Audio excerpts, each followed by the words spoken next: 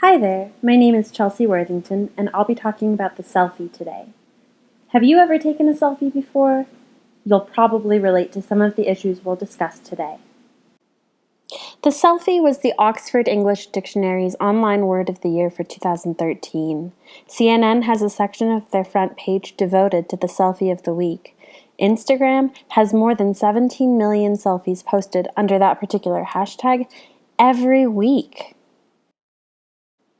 Selfies may seem like a new fad, but I'll argue that they're yet another manifestation of identity.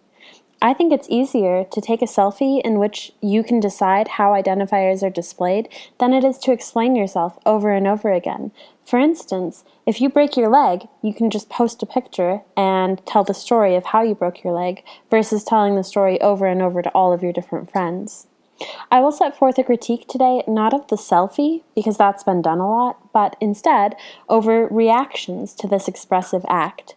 I'm going to evaluate both the backlash and support of fans given the racial context, gender expression, class structure, and sexualization of each portrait, investigating both audience and creator as arbitrators of culture in the modern age.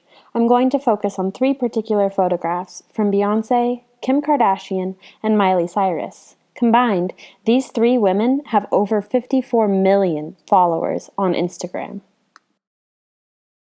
Here's the first picture we're going to talk about. It was posted in January of 2013. Because Beyoncé operates in a world where the emphasis on appearance and physical attraction confirms the notion of the excessive sexuality of the Black woman, every performance of her gender is necessarily sexualized and raced.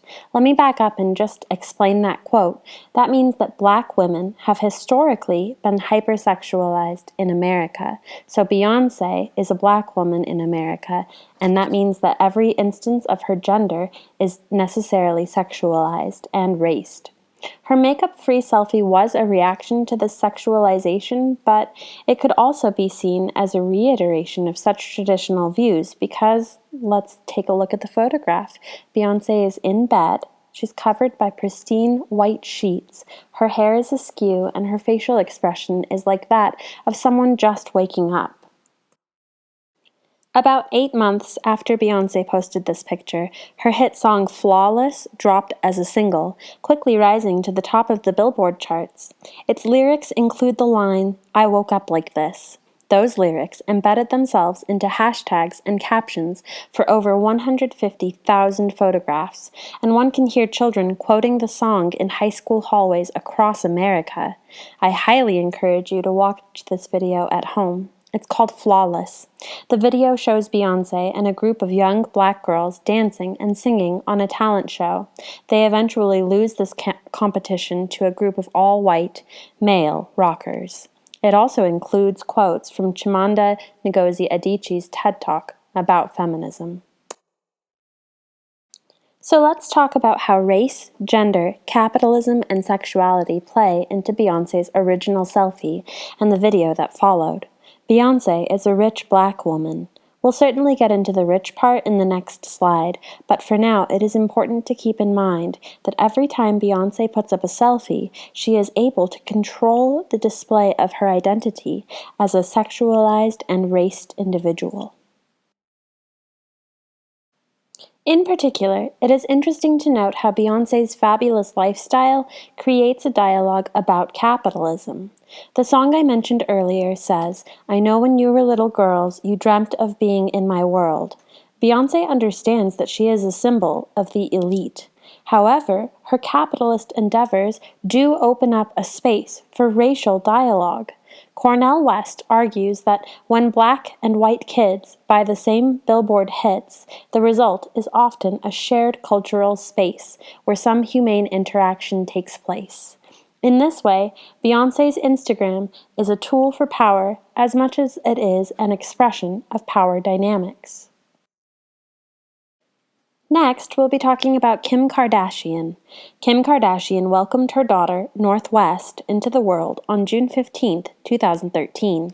A few months later, she posted a selfie wherein she was wearing an immaculate white bathing suit. Her photograph was a mirror selfie, meaning that she stood in front of a mirror and used it as a tool to display her body from head to toe, thus avoiding the obstacle of camera perspective. Now we have things like the selfie stick to help us do this.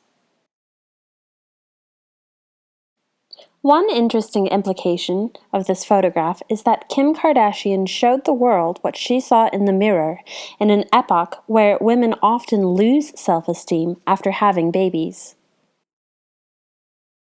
So a famous psychoanalyst from the mid-20th century, Jacques Lacan, speaks of a child gazing in the mirror and acquiring control over the uselessness of the image, leading the child to playfully experience the relationship between the movements made in the image and the reflected environment, and between this virtual complex and the reality it duplicates. He claims that this is a fundamental phase in child development, known as the mirror stage.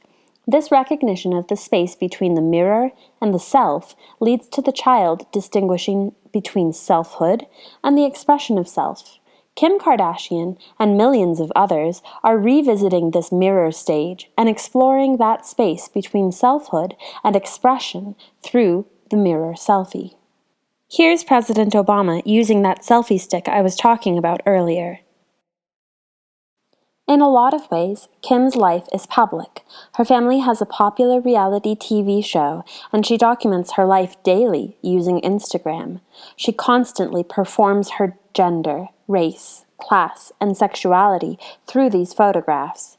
The reason her post-baby photo is so profound is that it could influence new mothers to make similar public-private statements about the demand for sexually available bodies and the pressures of motherhood.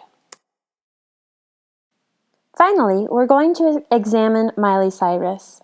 In the 2013 MTV VMAs, Miley made headlines with a risque performance, made all the more shocking given her previous sweet country girl aesthetic.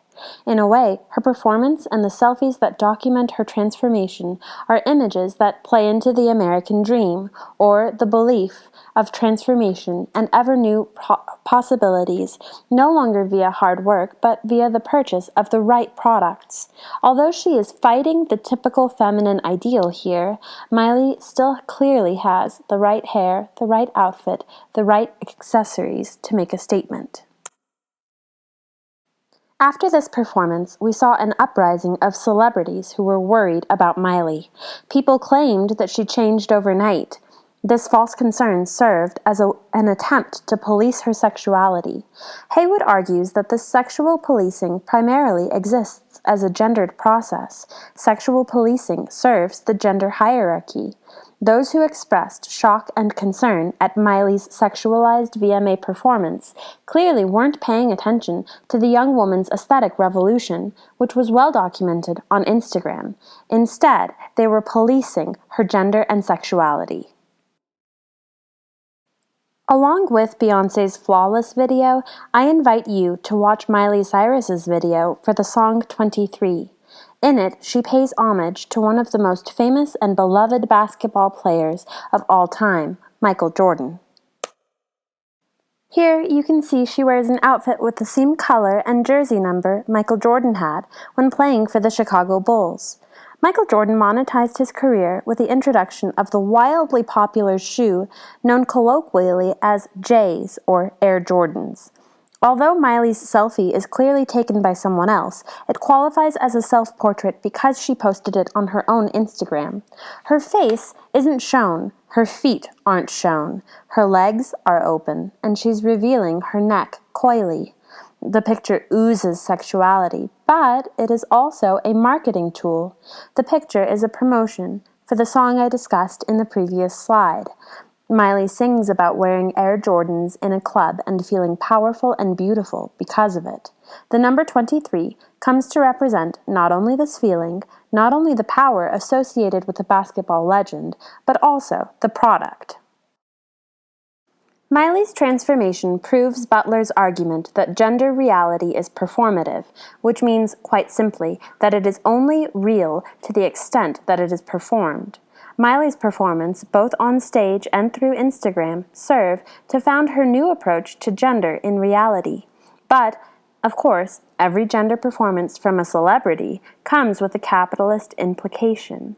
Miley's rejection of long hair and pretty dresses could have ended poorly for all of her investors, but instead, 23 shows that Miley continues to embrace commercialization.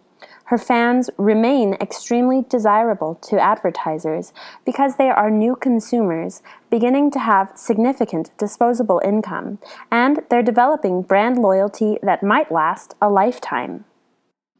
So, what conclusions can we draw from this? Selfie culture can be used in a positive way, for one to have control over the expression of selfhood, but as this paper shows, it is necessary to critique how race, gender, sexuality, and class influence a person's posts, and how a person's posts contribute to or dismantle such notions. However, as Bell Hooks reminds us, critique in and of itself does not lead to change. We must continue the conversation. We must not let selfies be a domain of the youth or a played-out topic, because Instagram is still manufacturing a culture whose influences regularly affect our lives, regardless of our own personal use of the platform. We may hear the Let Me Take a Selfie song on the radio, or watch an episode of ABC's television show Selfie. Or we may hear our children, sisters, classmates, or students talking about selfies. Wherever we encounter selfies, we must be able to not only critique selfie culture, but also offer our fragile selfie takers the support and understanding necessary for cultural change. Beyoncé, Kim Kardashian, and Miley Cyrus are only 3 of the over 150 million Instagram users. We must remind ourselves that the selfie is personal.